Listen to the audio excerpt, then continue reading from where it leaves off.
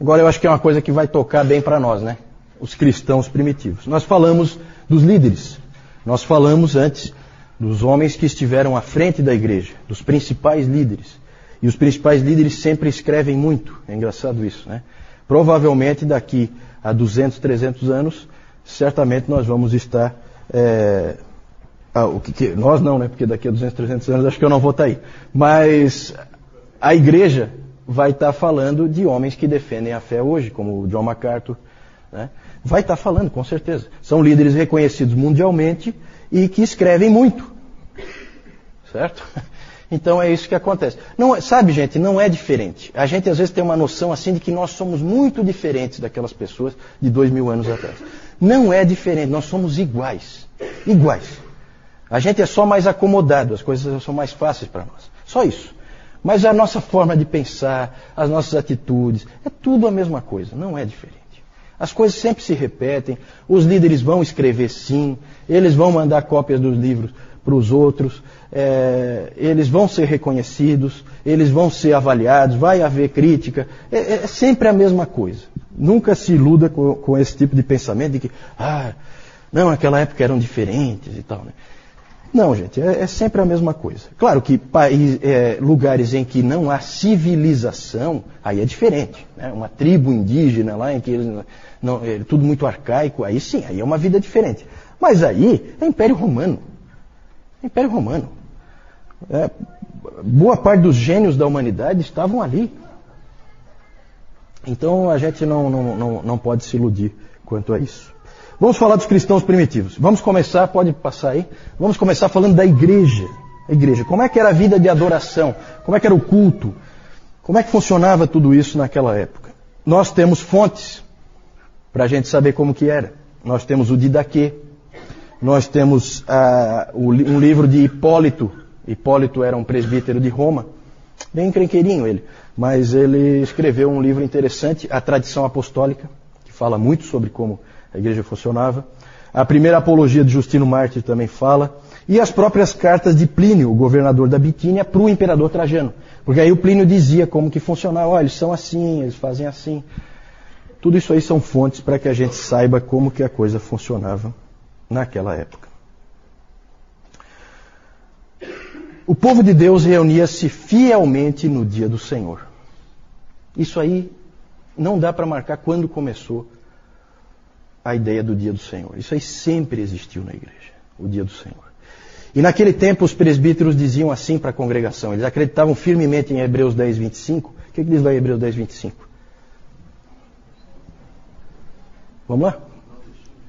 Exatamente. Né? Não deixando de congregar-vos como é costume de alguns, eles criam nisso firmemente. E os presbíteros diziam assim, quando você não vinha ao culto no dia do Senhor, você estava rasgando e despedaçando o corpo de Cristo. Os caras eram duros. Então era a expressão que eles usavam. Há escritos que indicam que em muitas congregações havia culto, não só no dia do Senhor, mas também em vários dias durante a semana. Tem alguns lugares o culto era todos os dias. Todos os dias. Mas o dia do Senhor era o principal. Também, já desde o início, a gente vê no livro do Hipólito, que foi presbítero em Roma no século III, a gente vê que desde o início já havia a ideia do tempo devocional, né, em que você sozinho orava a Deus, lia as Escrituras. A ideia, isso aí aparece, deixa eu ler para vocês um trechinho aqui. Diz assim, isso é do livro do Hipólito, que todo homem cristão e mulher cristã, quando acordar de manhã, e antes de fazer qualquer trabalho, lave suas mãos e ore a Deus, e só então vá ao seu trabalho. Mas se houver instrução na palavra de Deus, se em algum lugar estiver havendo pregação, mas se houver instrução na palavra de Deus, todos devem preferir ir àquele lugar, reconhecendo em seu coração que é Deus que eles estão ouvindo no instrutor. Então já há a ideia de que a pregação era uma forma que Deus usava para falar com o seu povo. Que mais que ele diz? Quando houver um dia em que não há instrução, que cada um pegue um livro santo e leia-o suficientemente. Essa era a ideia. As referências mais antigas ao dia do Senhor já usam o termo primeiro dia. No primeiro dia da semana. Sempre foi primeiro dia, tá? Essa história de que tinha que ser no sábado e tal. Ninguém é judeu, tá, gente? Sempre, se você é cristão, é primeiro dia. Esse debate é um debate tão... O Newton já falou sobre isso. É um debate tão assim, árido, desnecessário. A igreja nunca usou o sábado. Sempre foi o dia do Senhor, sempre foi o domingo. O Justino Marte, já na sua primeira apologia, ele já fala que nós cristãos nos reunimos no dia do sol. Certo? Era como eles chamavam o dia. Tá? Então ele tá só dizendo domingo, ele não está dizendo nada de... Não é nenhuma referência pagã não, tá, gente? E ele dizia que isso era porque no primeiro dia Deus estabeleceu a ordem no meio do caos. E também com os cristãos, no primeiro dia, ele ressuscitou a Cristo e estabeleceu a nova criação. Ali. Essa é a justificativa, tá? Para ser no primeiro dia, pelo menos assim que eles usavam. Aí uma parte que vocês não vão gostar muito, alguns de vocês aí. As reuniões eram sempre muito cedo. Muito cedo. Sempre antes do sol nascer. Sempre. Eles diziam que era na hora do canto do galo. As reuniões ocorriam, o culto era nesses horários, sempre muito cedo. Por que isso será, hein? Provavelmente porque as pessoas tinham que trabalhar, certo? Porque não existe essa folga que nós temos hoje. Isso aí nós vamos ver por que existe hoje. Ou também pode ser também por uma questão de privacidade, para se proteger. Em alguns lugares pode ter tido esse elemento também. Eles se reuniam em casas, não existiam templos, igrejas, isso aí é uma coisa que vem muito depois. Então eles se reuniam em casas, normalmente era a casa do próprio pastor, que era adaptada, ele morava numa parte e na outra parte se usava para fazer as reuniões. Então era muito comum derrubar paredes para aumentar o espaço, né, e poder reunir as pessoas ali para o culto. Havia sempre leitura da palavra e pregação. A leitura da palavra, pelos registros que a gente tem, não era aquela leiturazinha, vamos ler um salmo. Não, se lia às vezes um livro inteiro das Escrituras. Era às vezes a oportunidade que aquele escravozinho lá tinha de ouvir as Escrituras. Se ele não ouvisse ali, ele não tinha em casa. Então havia essa leitura da palavra e sempre uma pregação. A pregação podia ser em cima de um outro texto das Escrituras ou em cima do próprio texto que foi lido. Vinha então o presbítero e explicava aquilo, esmiuçava. Como é hoje?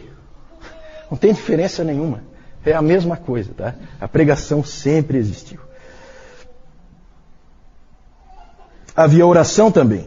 E a oração, quase com certeza, pelos registros que a gente tem, era de pé. As pessoas oravam em pé. Ainda hoje na Igreja Livre da Escócia ainda é assim, né? É interessante que eles ficam de pé para orar e eles sentam para cantar. No modelo da igreja primitiva e dos tempos da Reforma também. Na Reforma era assim também, né? Você fica de pé para orar e você senta para cantar. A oração normalmente era feita por algum dos líderes, algum dos presbíteros ou um diácono, e ele elevava a voz em oração extemporânea, e também era usado aquelas orações mais responsivas, né? Aquela oração mais litúrgica, que algumas igrejas, não é só a Igreja Católica Romana que tem esse tipo de oração, e existem igrejas protestantes que têm esse tipo de oração, em que, né, oração decorada, vamos dizer assim, em que o indivíduo puxa e a congregação responde e tal. Também isso aí existia. Boa parte das descrições que nós dispomos, elas não mencionam cânticos, mas também muitas outras mencionam cânticos, certo? É quase certo que todas as igrejas cantavam salmos e depois, mais tarde, hinos. a ceia do Senhor era celebrada todo domingo. Todo domingo. E sempre só participava da ceia do Senhor quem? Os batizados. Isso mesmo, dona Carlota. Os batizados. Os batizados participavam da ceia. Os catecúmenos, os que ainda não eram batizados, e os visitantes eram dispensados. Eles nem ficavam no local em que a ceia era celebrada. Nós vamos ver que os sacramentos eles tinham uma importância muito grande para a igreja primitiva. E aí, já que falamos dos batizados, começa a acontecer, segundo século e terceiro século, começa a acontecer um fenômeno estranho. O batismo começa a ser cada vez mais adiado. Cada vez as pessoas são batizadas mais tarde. Essa questão do batismo, isso é uma confusão, por isso que eu pus ali, é um problema sério. Porque começou a crescer uma estranha visão de que o batismo lavava os pecados. Olha só como é que as coisas começam a aparecer, as distorções doutrinárias. Então começou a aparecer essa ideia de que o batismo lava o pecado. E aí, era uma coisa muito grave voltar a pecar depois de ser batizado. Porque o batismo só podia ser um. Não podia ter 2 batismos. Então eles começaram a adiar o batismo para que não houvesse o risco do indivíduo pecar e aí não ter mais como lavar o pecado. Interessante, né? Uma coisa esquisita isso aí. E essa prática antibíblica aí, ela foi ganhando força em várias igrejas. E com isso passou a levar muito tempo para o batismo. Havia muita instrução e preparação para os catecúmenos. Os catecúmenos passavam realmente por Eles eram cobrados, eles eram exigidos, eles eram provados. Eles praticamente faziam um seminário para ser batizado. Para vocês terem uma ideia do tempo, podia ser 3 anos. O tempo em que você ficava sendo treinado, estudando, aprendendo com os mestres. Eles iam, ensinavam, percebiam em você se você estava crescendo, se não estava crescendo, se você era fiel, se você não era fiel. Eles te cobravam. Os catecúmenos podiam usar o título de cristãos, eles podiam dizer para os outros, eu sou cristão. Lembram da Perpétua e da Felicidade? Elas eram catecúmenas, elas não eram ainda, elas eram cristãs, portanto, mas elas ainda não eram dos fiéis. O grupo dos fiéis é o grupo dos batizados, é o grupo dos que podem ficar na hora da ceia. Então o título de fiel eles ainda não podiam usar. De qualquer maneira, a igreja passou a ser muito cuidadosa com o batismo. No final da preparação do catecúmeno, era comum ele ter que fazer uma série de vigílias. Sabe o que é vigília, né?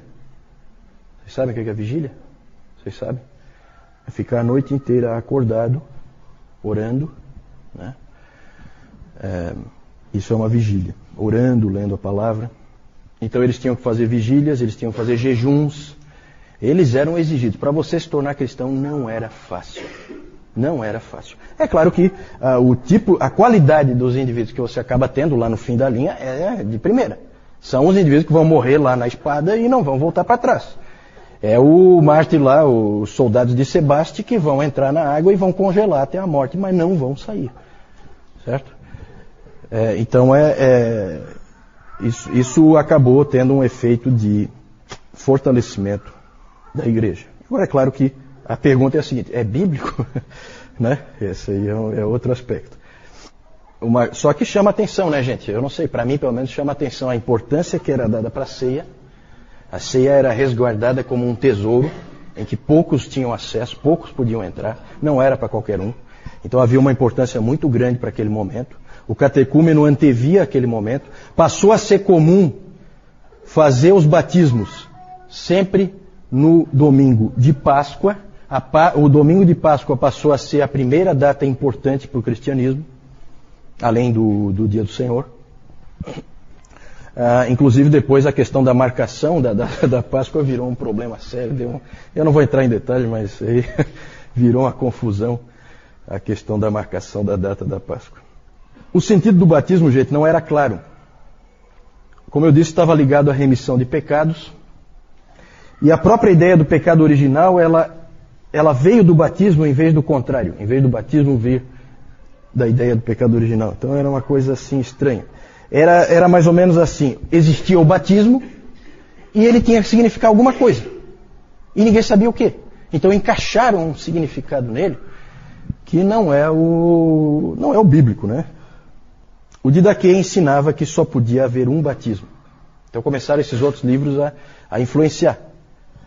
Até hoje, todo mundo crê que só pode ter um batismo, né? A não ser que algum seja considerado inválido.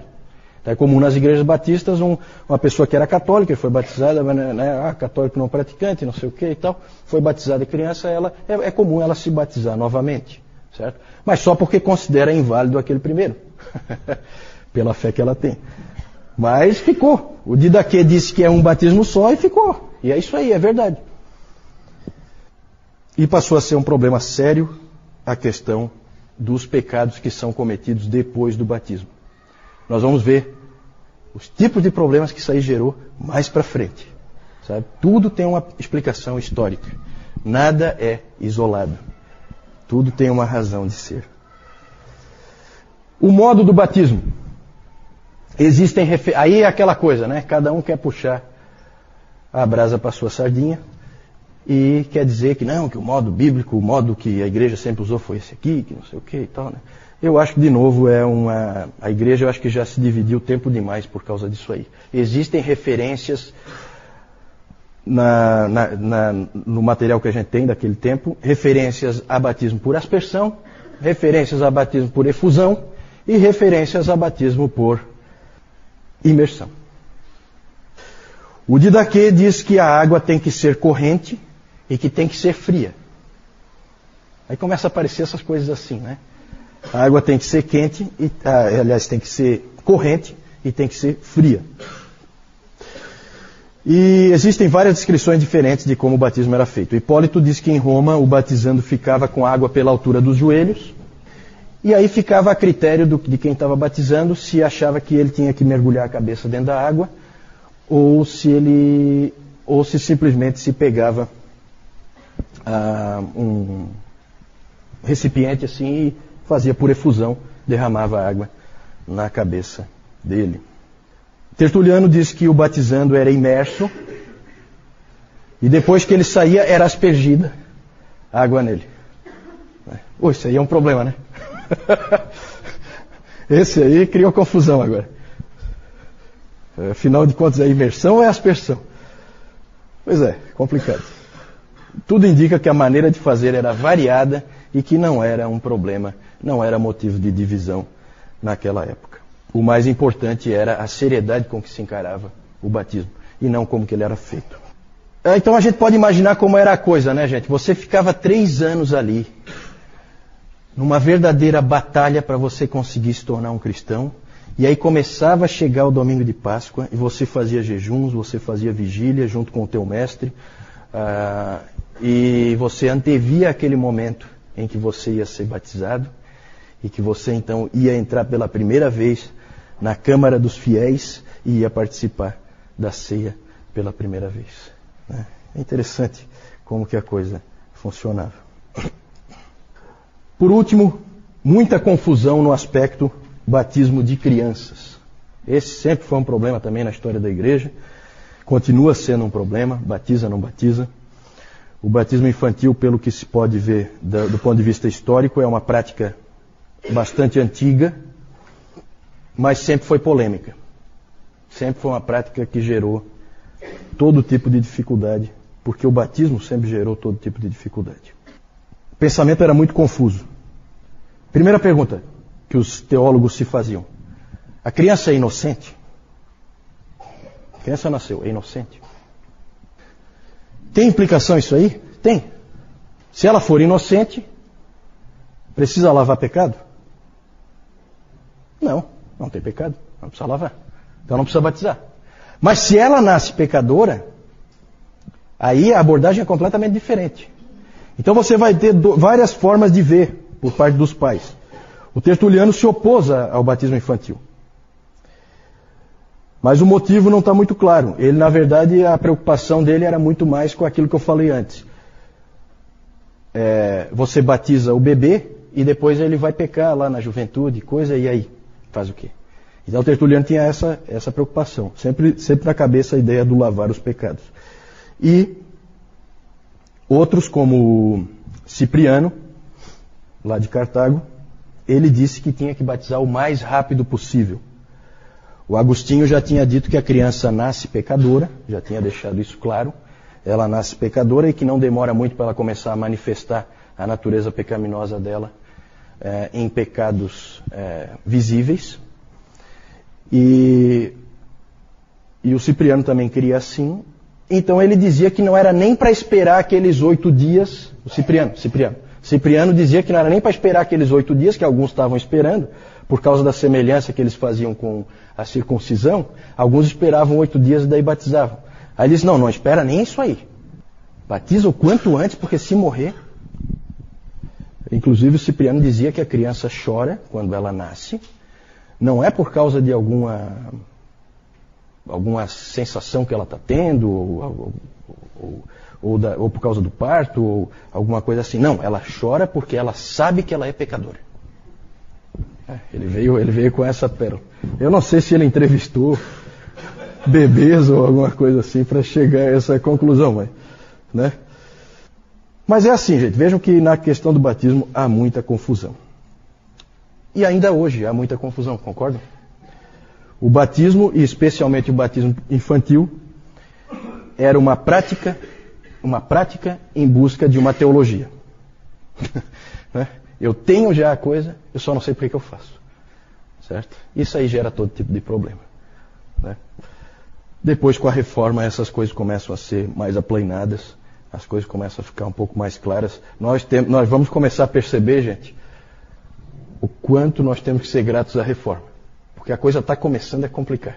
E começa cedo. O tipo de pensamento estranho que a gente vê aqui.